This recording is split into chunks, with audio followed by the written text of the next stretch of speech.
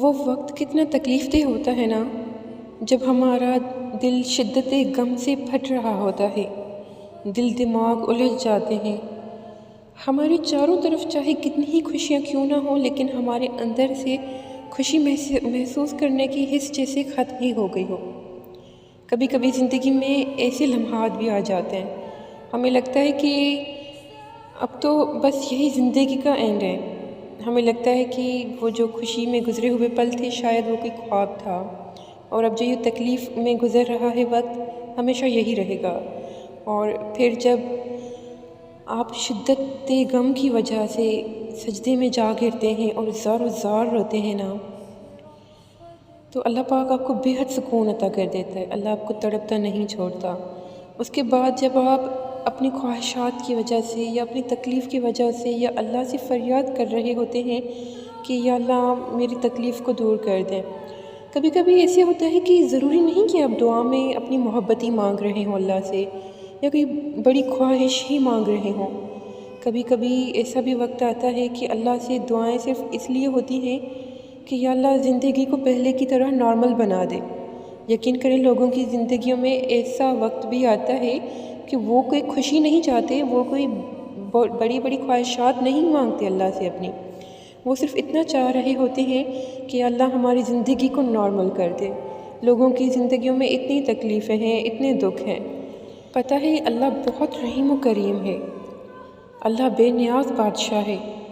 اللہ آپ کا ایک ایک آنسو اپنے پاس سنبھال رکھتا ہے۔ اللہ کو پتہ ہوتا ہے آپ کتنی تکلیف میں ہیں، آپ نے کتنے بھرم سے ہاتھ اٹھائے ہوئے ہیں کہ یا اللہ میں نے ان ہاتھوں کو تیری بارگاہ میں اٹھایا ہوا ہے، اب ان ہاتھوں کو خالی مت لوٹانا۔ پتہ ہے اللہ بہت رحیم ہے، اللہ کبھی بھی آپ کے ہاتھ خالی نہیں لوٹاتا،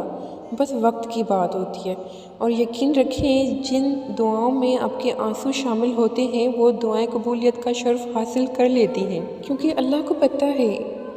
کہ میرا بندہ سارا دن دنیا والوں سے خود کو چھپا کر اپنے آنسو پیتا رہتا ہے، اور جب جائے نماز پر آ کر میرے آگے سجدے میں گر جاتا ہے اور پھر ہاتھ اٹھاتا ہے میری بارگاہ میں، تو اس کا صبر ٹوٹ جاتا ہے۔ یہ خاموش زبان، نم آنکھیں اور سوالیہ طور پر اٹھائے ہوئے ہاتھ اللہ کے ہاں بہت بڑا مقام رکھتے ہیں۔ یہ دنیا والے ہوتے ہیں جو آپ کے اٹھے ہوئے ہاتھوں کو بھی خالی لوٹا دیتے ہیں، آپ کی روتی ہوئی آنکھوں کا تماشا بناتے ہیں۔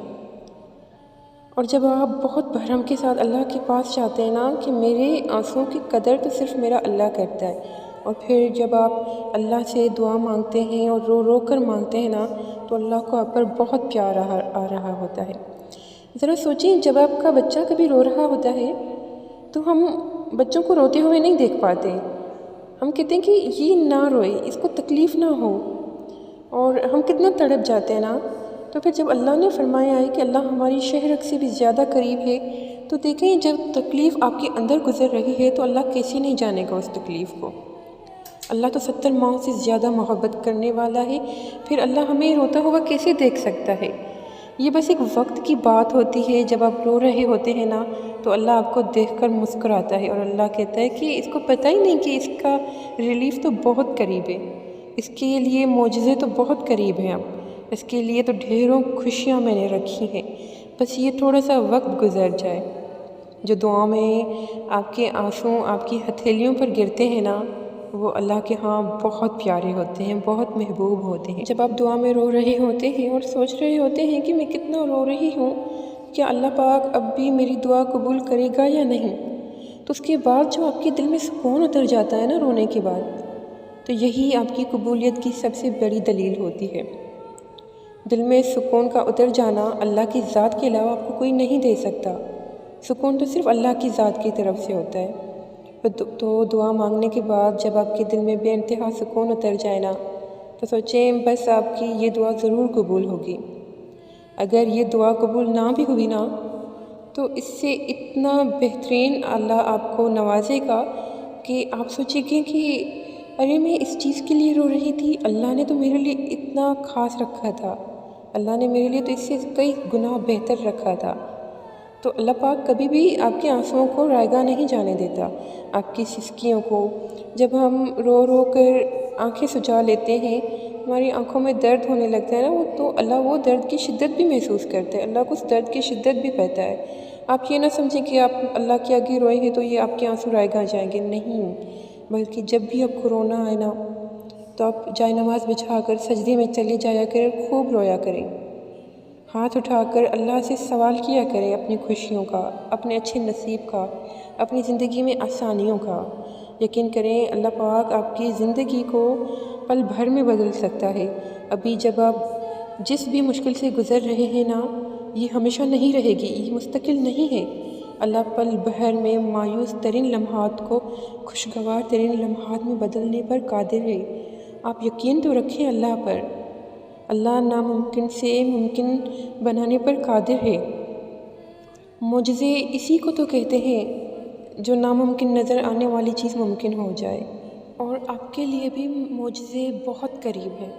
جب آپ اپنی آنکھوں سے اپنی ناممکن خواہشات کو ممکن ہوتا دیکھیں گے، ایسی پریشانی کو دور جاتے ہوئے ختم ہوتے ہوئے دیکھیں گے جس کا ختم ہونا آپ کی نظر میں ناممکن تھا۔ اللہ آپ کے آنسوؤں کا بڑا قدردان ہے،